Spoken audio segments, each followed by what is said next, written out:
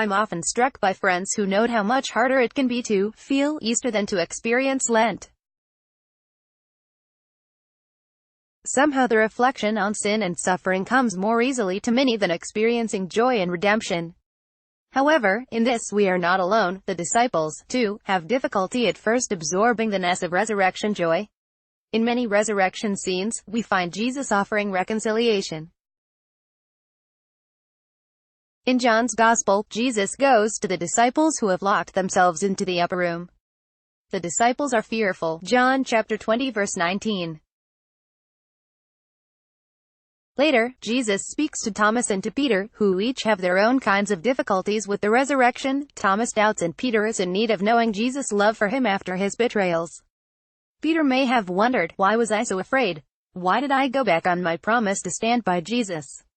We, too, in our own lives may wonder, how did a perfectly good situation unravel into such difficulty? Often suffering, betrayals, and other evils defy our attempts to give them logic. No wonder, then, that Jesus' appearance to the disciples is not immediately met with a sense of all is well. Remarkably, Jesus is uninterested in talking about the past.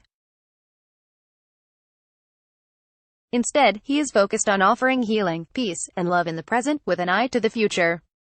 Jesus' response to all of this confusion is not to dwell on the past or to go into the reasons why his friends betrayed him or what could have been done differently. Instead, Jesus offers peace, reconciliation, and mission.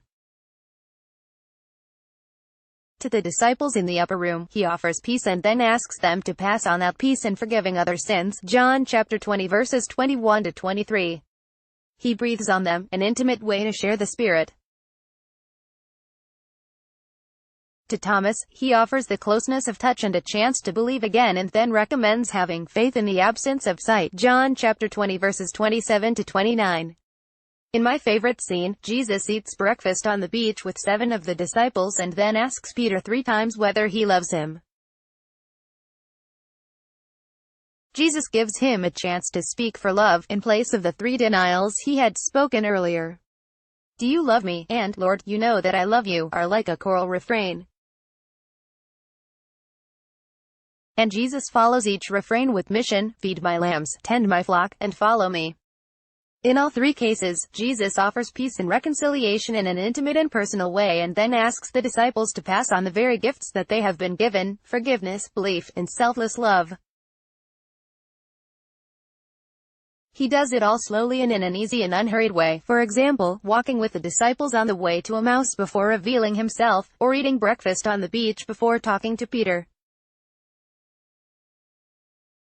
These are good guides for us, too, for entering into the ness of Easter.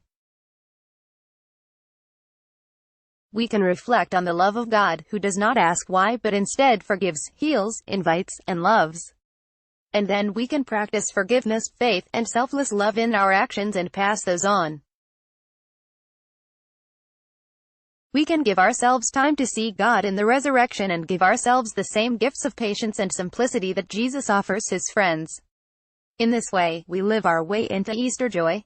Image, Conrad Witt's The Miraculous Draught of Fishes, 1444. Let's block ads. Why?